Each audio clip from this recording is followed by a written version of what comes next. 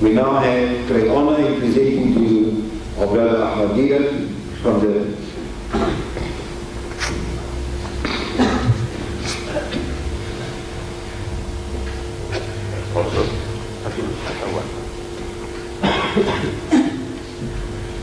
قال الله تعالى في شان حبيبه إن الله وملائكته يصلون على النبي يا أيها الذين آمنوا صلوا عليه وسلموا تسليما اللهم صل وسلم على سيدنا محمد وبارك وسلم. أعوذ بالله من الشيطان الرجيم بسم الله الرحمن الرحيم وإن تتولوا يستبدل قوما غيركم ثم لا يكونوا أمثالكم صدق الله العظيم. My dear brethren, I read to you the last segment of the last ayah of Surah Muhammad. You know that there is a surah in the Quran and the name of the surah is Muhammad. Allah Bari Ta'ala has named it in honor of the name of our Nabi Kareem Sallallahu Alaihi Wasallam. Surah Muhammad. I don't know whether you know at home how easy or how difficult it is for you to find this. If somebody tells you that this is from Surah Muhammad, it is, I feel, a very important duty on our part that when anybody makes any references to the Holy Quran and gives you a reference, to go home and check it out. Not that you are doubting the speaker, that the man has some reason to bluff you. No. The very fact that if you take the trouble of checking up these references, you read the ayah with the translation and the commentary, it will help you in understanding what the learned man has already said. And by doing that, that part of knowledge will become your own property. Like this, it's more like an entertainment. You listen to a beautiful lecture and we go into ecstasy, sometimes we shed tears. And we say, how nice, the Qari bacha the Quran and how nicely the Imam, delivered his beautiful message. But what was it? It's forgotten very easily. But if we take the trouble of checking up the references, that will become a part of your own property, your own knowledge. And you in turn will be able to share with others. From that point of view, go home and check it out. But how will you find this surah, Muhammad? In our Arabic Quran, very difficult. The one called the Mashhaf, what we have been reading as children, from Alif, Ba to the end, what we have been reading, we memorize, but we don't know the meaning. And the reference is very difficult for the non-Arab especially to find. But if you have a translation like this particular one here, as our chairman has introduced, by Abdullah Yusuf Ali, this particular one has so many advantages over any other translation, over all translations. This translation is the only translation which gives you an ayah by ayah translation, verse by verse. The other translations, people have taken the shortcut, they put one whole page of the Arabic on one side and the English on the other side. You don't know which verse refers to what. Unless you are a scholar, you'll know, otherwise you don't know which is which. This one here, it begins, Bismillahir Rahmanir Rahim. Side by side, say, in the name of Allah, most gracious, most merciful. Alhamdulillahi Rabbil Alameen, say, all praise is due to Allah, the cherisher and sustainer of the worlds. Side by side. Ar-Rahman Ar-Rahim, most gracious, most merciful. Maliki Yawmiddin, master of the day of judgment. Iyaka na'budu wa iyaka nasta'een. Say, thee alone we worship and thee alone we ask for help. Ihdina sirat al-mustaqim, guide us on to the straight path. Sirat al-lazina an'amta alayhim, the path of those on whom thou hast bestowed thy favors. Ghayril maghdubi alayhim waladdallin, not of those who earn thine anger, not of those who go astray. Side by side, verse by verse, translation. Over a period, if you keep on repeating, like most of my brethren in the Cape, I find that they know Surah Yasin by heart. Again and again I hear them bacha the Yasin Sharif. Almost everybody I come across seem to know Surah Yasin. What about the meaning? If you also take the trouble, we are told that Yasin is the heart of the Quran. What makes it the heart of the Quran? It's only by reading alone, bacha the Quran, with tartil, beautiful. Allah will give you sawab, but you will not discover why it is the heart of the Quran. What makes it the heart? So if you see the translation, the meaning, it has a different importance to you. Where do you find Yasin? Probably you know. In the Quran at home you have a marker there. Because we are told, read it again and again, lot of blessings, and it's usually if somebody is dying, so if you read Yasin Sharif, you know, his soul, his ruh departs in peace, more peacefully. And we do that, we read. When somebody is on the throes of death, we read Yasin Sharif, so we know where to find it. But Muhammad, where will you find Surah Muhammad? In this particular one, at the back of it is a very comprehensive index, just like a dictionary. You look for M, Muhammad starts with M. There's everything about Muhammad, sir. Everything that the Quran speaks about our Nabi Kareem Sallallahu Alaihi Wasallam is in there. Everything on your fingertips. But we are looking for Surah Muhammad. The names of surahs are in italics, a special type of writing. You read that, also under M, Muhammad, he will tell you chapter 47. 47 is easy to find. You know why? Because every page is numbered. 2, 3, 4, 5, 20, 30, 40, 47. Easy to find because every page is numbered. Once you found chapter 47, surah 47, then I tell you is ayah number 38. Easy to find. Once you found the surah, ayah also easy to find. 38. The last segment, the last quarter of the last verse of Surah Muhammad, Allah gives us a dire warning, a terrible warning, an awesome warning. What does he say? He says, وَإِن تَتَوَلَّوْا يَسْتَبْدِلْ قَوْمًا غَيْرَكُمْ ثُمَّ لَا يَكُونُوا أَمْثَالَكُمْ. What is that? So, you Muslims, if you turn back from the duties and responsibilities which Allah has imposed upon you for being the khayra ummatin, we believe that we are the khayra ummatin, the best of people. He describes us so. He says, kuntum khayra ummatin ukhrijat linnas, that you are the best of people evolved for mankind. Not for yourself, but for mankind. The Arabs, not only for the Arabs, but for mankind. The Malays, not only for the Malays, but for mankind. أخرجت للناس تأمرون بالمعروف وتنحون عن المنكر. What makes you the best of people? Because you are Saudis, you are Pakistanis, you are Malaysians, what? He says, no, تأمرون بالمعروف وتنحون عن المنكر, because you enjoin what is right and you forbid what is wrong. These are your qualifications. وتؤمنون بالله, and you believe in Allah. If these are your qualities, then you are the best of people. Not your race, not your language, not your color. You stand for this?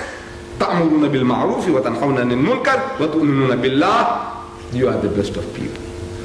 But if once you become the best of people, this status, this position Allah puts you in, it also confers upon certain responsibilities. There is no honor without responsibility. Every position of honor carries with it certain responsibilities. Our Imam, he carries a greater responsibility than the Muazzin. You agree? The person who just a sweeper, who dusts the place, he's got his responsibilities. The principal of a school has his responsibilities.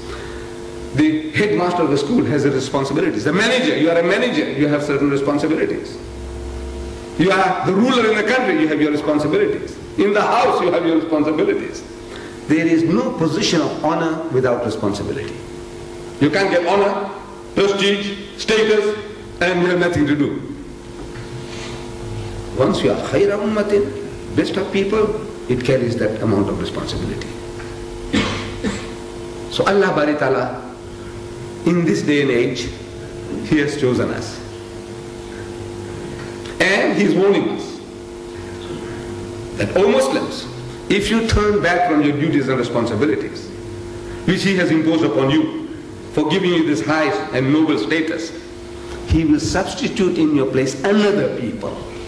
يَسْتَبْدِلْ قَوْمًا غَيْرَكُمْ. Another people, a foreign people. ثُمَّ لَا يَكُنُّ مَثَالَكُمْ. Then they won't be like you. You don't carry out your responsibilities, out you go. The Imam doesn't do his job, what do you do? Get another Imam. The Muazzin, he doesn't make your fajr, what do? Replace him. Your bosses, you don't do your job, what does he do to you? Fire you. The manager doesn't do his job, he'll be fired. This is the law. Irrevocable law is unchanging law. You don't do your job, out you go. You being the khaira ummatin, you don't do anything, and Allah will keep you there on the pedestal. Because you are Malay, you are a Pakistani, you are an Arab. No, nothing, no favoritism with him. He's got no favorites. You don't do your job, get out. I'll put somebody else in your place. You don't do your job, get out.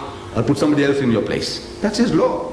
And this law is an eternal law, unchanging law. He's doing it all the time. In the religious history of man, in the first instance, He chose the Jews, Bani Israel. You know that? He sent prophets after prophets to them. Out of the 4 heavenly books that we Muslims, we say we believe in, we say we believe in the Torah, we believe in the Zabur, we believe in the Injil, and we believe in the Furqan. The Furqan is the Quran. Out of the 4 books, 3 of them, 75% of the books are Jewish books. You know that? Books given to Jews. Hazrat Musa alayhi salam, a Jew, he was given the Torah. Hazrat Dawud alayhi salam, a Jew, was given the Zabur. Hazrat Isa alayhi salam, a Jew, he was given the Injil. Jew. Out of the 4 books, 3 are Jewish books. 75% Jewish books. We say we believe that they were sent by Allah. He chose them. He sent prophets after prophets to them. Some of the names we give our children, we say Musa, Jewish name. Dawud, Jewish name. Ishaq, Jewish name. Yahya, Jewish name. You know that? Jews, our children, we give them Jewish names. Why? Because these are the names of the righteous servants of God. We are not ashamed to give these names to our children. But the fact remains that Allah chose them. He sends prophets after prophets to them to do a certain job of work. They didn't do it. They didn't fulfill their obligation. So a Jew among the Jews, Hazrat Isa alayhi salam, he is telling his people according to the so-called Injil, the New Testament of the Christians. Hazrat Isa alayhi salam is made to say, and the kingdom of God, this high position, this honor, this status, will be taken away from you and given to a nation bringing forth the fruits thereof. This position that you are holding will be taken away from you and given to somebody else. And who that somebody else will be? A nation that will produce fruits. You don't produce fruits? Cut it off. Burn it. Trees that don't bear fruit, what do you do with the trees? Just an ornament? Doing nothing? Chop it off. Useless. Occupying valuable space. You too, you do the same, chop it off. Replace you. So Hazrat Isa alayhi salam told the Jews that you will be displaced by somebody else. And there is another law seems to be at work, that when he displaces one group of people by another, almost invariably that people who displaces you, who replaces you, is a nation, is a community that you have been looking down upon.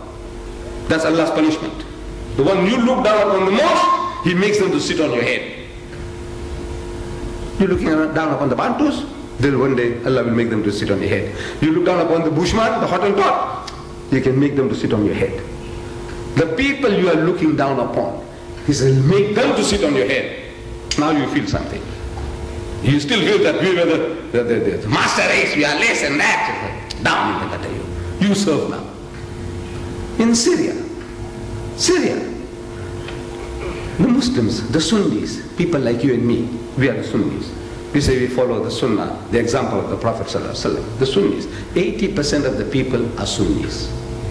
They ruled Syria. They were a certain group of people called the Alawites. Syrians, but they belong to a different community. They believe that Hazrat Isa ﷺ is God. Same like the Christians say that Jesus is God, they say Hazrat Ali is God. And the Sunnis, they exploited these people, as we exploit the African. They exploited them. They won't send their sons to the army. That's for these low down people, low caste, the Alawites. Let them go and join the army, let them go and join the police force. Our sons, we're going to do business. Our sons, we're going to become clerks and professionals. Okay. Who'll do the dirty job? The Alawites. The Alawites. Who's going to work in your house? Those girls are working in your house? The Alawis. They work in your house. As nannies, looking after your children. Very good relationship. Now you got slaves. Slaves in the days, in the 20th century, you got slaves working for you. They are your slaves. Allah turned the tables. That less than 20% of the people are now ruling 80% of the Syrians.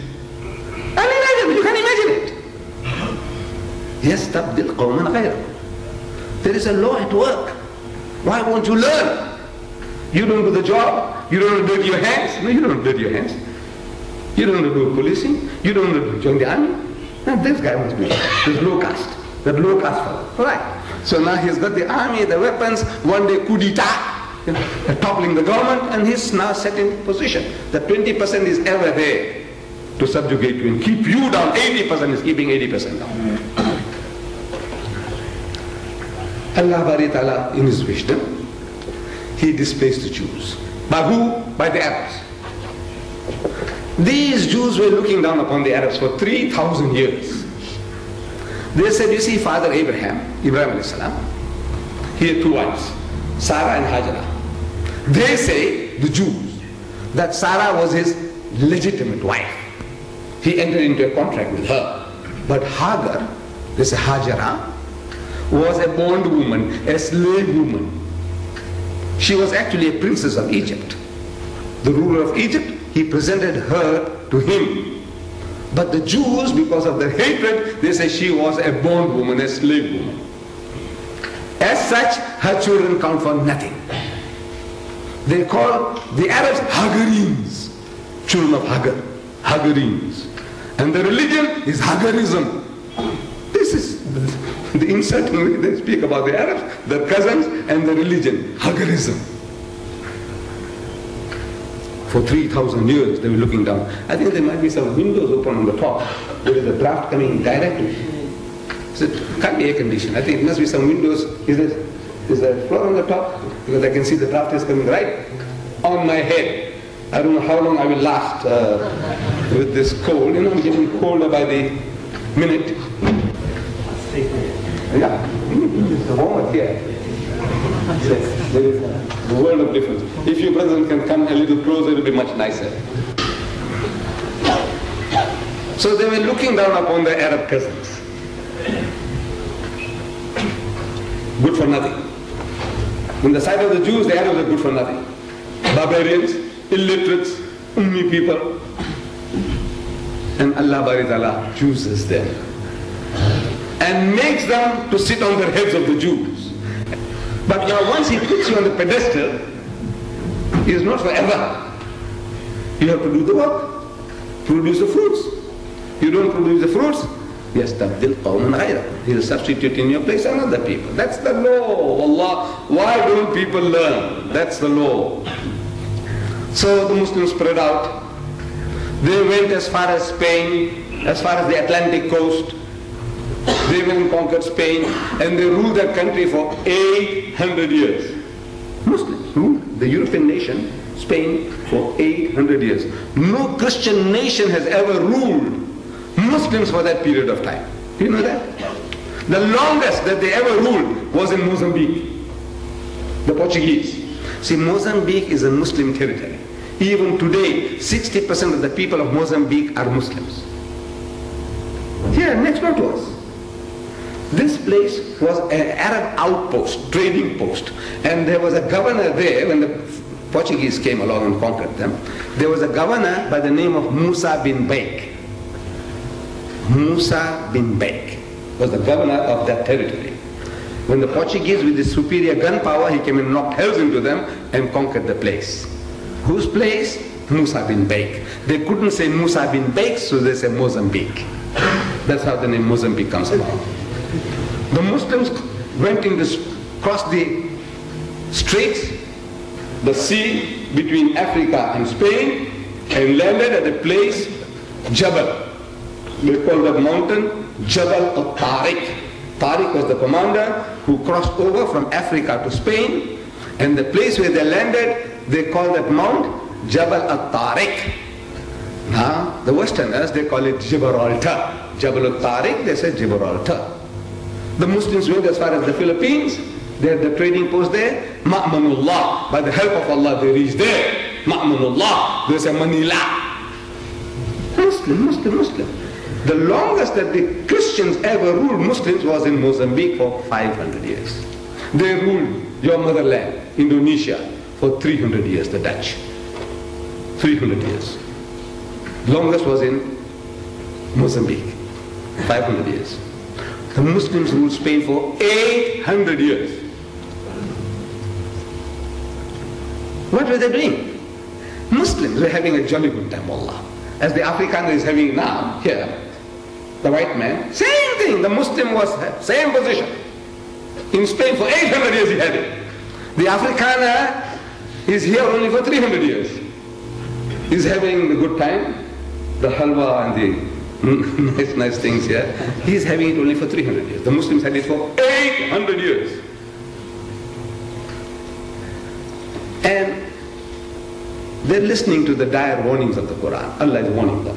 He's warning us all times. The warnings are eternal. فَلَمَّا نَسُوا مَا ذُكِّرُوا بِهِ. Before that, say, كَمْ تَرَكُوا مِنْ جَنَّاتٍ وَعُيُونٍ كَمْ تَرَكُوا مِنْ جَنَّاتٍ وَعُيُونٍ وَزُوءٍ وَمَكَامٍ كَرِيمٍ وَنِعْمَةٍ كَانُوا فِيهَا فَاكِهِينَ كَذَلِكَ أَوْرَثْنَاهَا قَوْمًا آخَرِينَ فَمَا بَقَتْ عَلَيْهِمُ السَّمَاءُ وَالْأَرْضُ وَمَا كَانُوا مُنْظَرِينَ. They read this.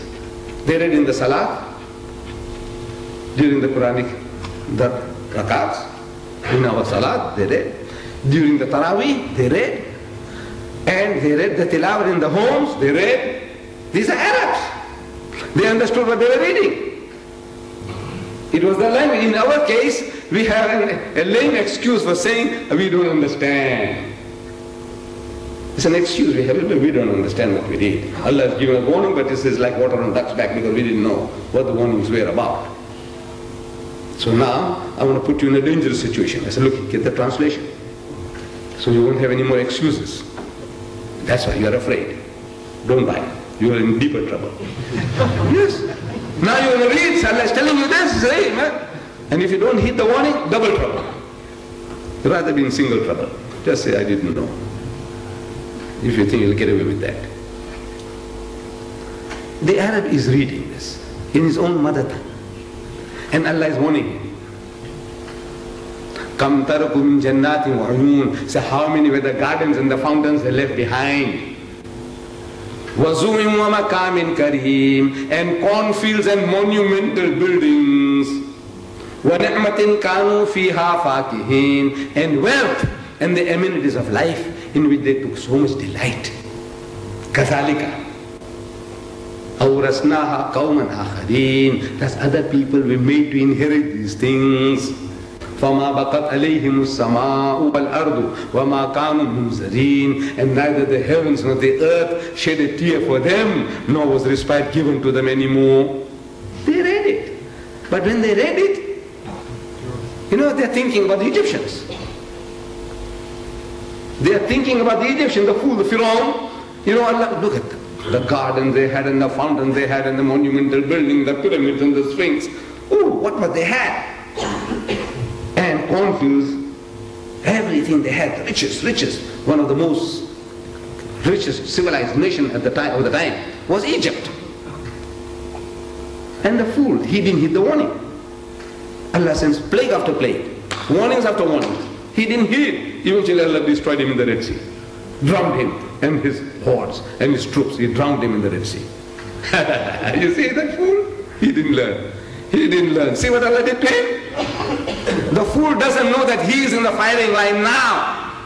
While he's reading, he is in the firing line. Because when you read this today, as soon as you read this, you think of Spain. Wallah.